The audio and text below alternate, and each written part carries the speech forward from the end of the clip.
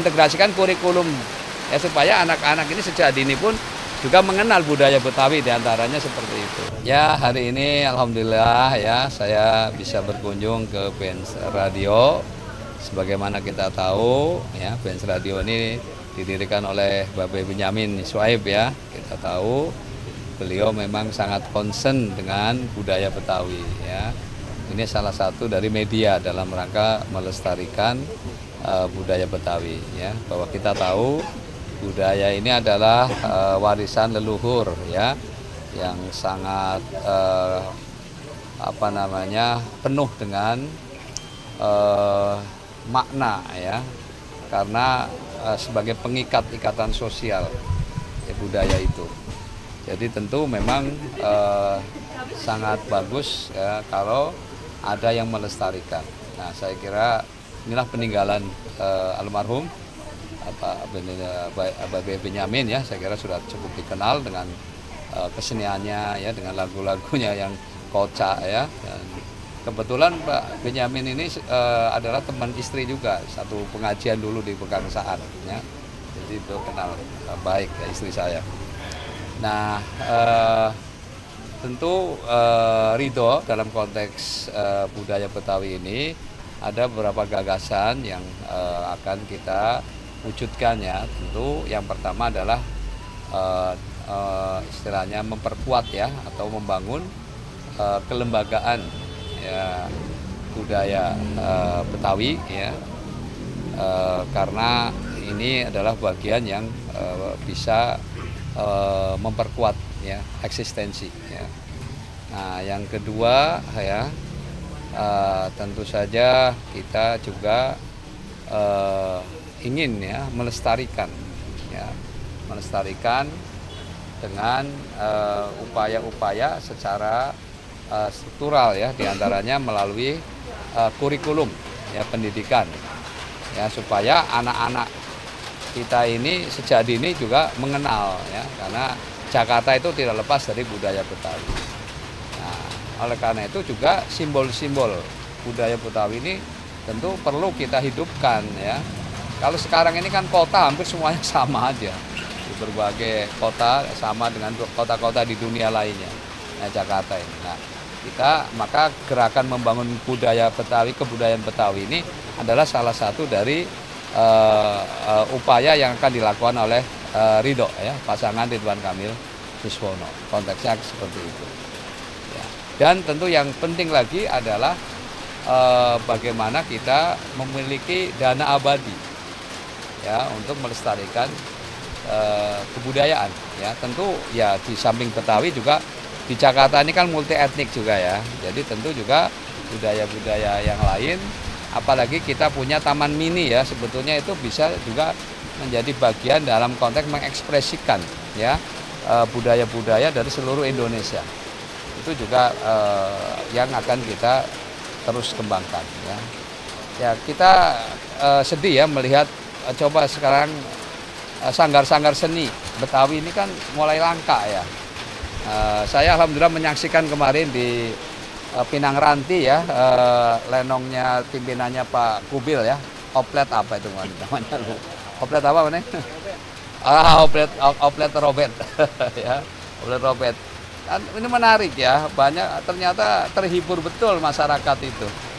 Ya, walaupun tempatnya sederhana ya, tetapi pemainnya pemain karakter ya, bagus ya. Dan saya lihat yang main ya sudah tua-tua, yang anak mudanya sedikit sekali, hanya 1-2 kan, belum regenerasi kayaknya belum berjalan dengan baik ya. Jadi itulah semangat Ridho untuk melestarikan kebudayaan. Mungkin Pak Bang Beni ini anaknya Benyamin S. Ya, Benz Radio. Mungkin. Ya, alhamdulillah Pak Sus, terima kasih kedatangannya.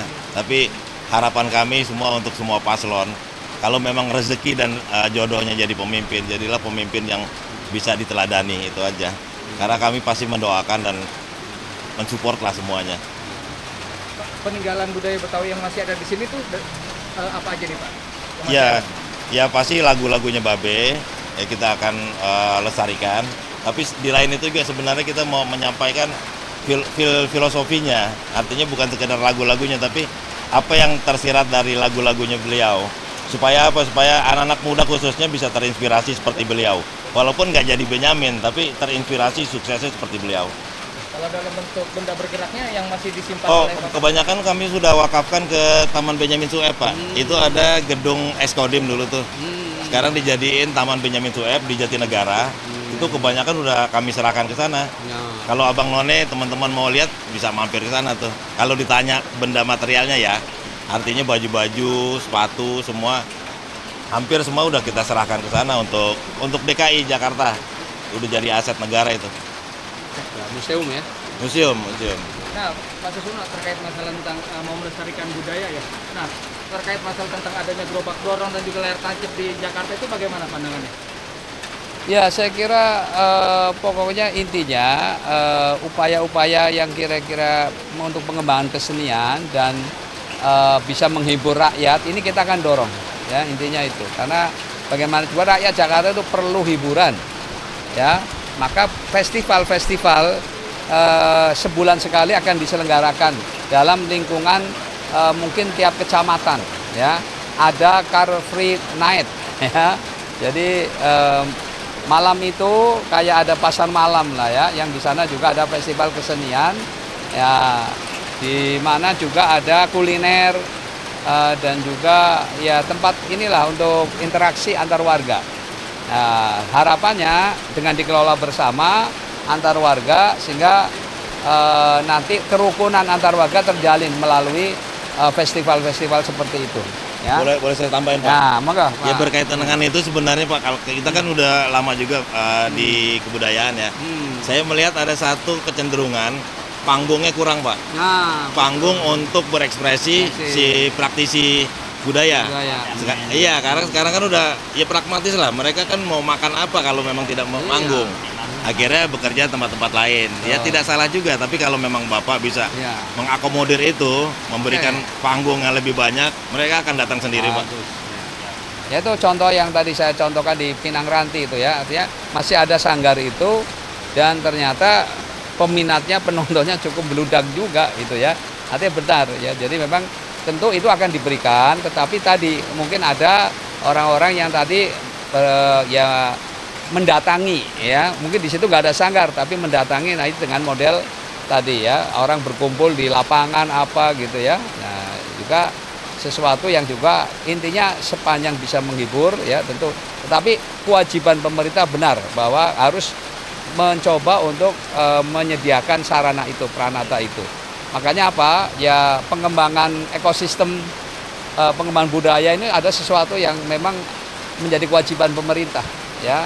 Makanya tadi diantaranya tadi mengintegrasikan kurikulum ya, supaya anak-anak ini sejak dini pun juga mengenal budaya Betawi, diantaranya seperti itu ya.